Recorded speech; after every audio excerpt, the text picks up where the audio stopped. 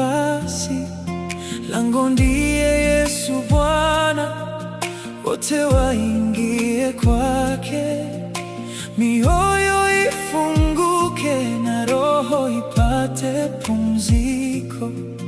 Kwa wakubwa na wadogo, tajiri na maskini, hili ni lango la raha, hili ni lango la rehema.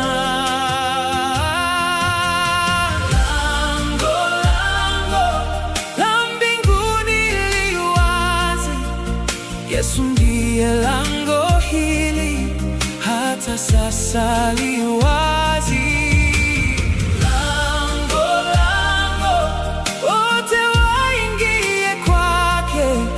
Kila mtu apitaye hana machozi tena. Kuna neema ya kutosha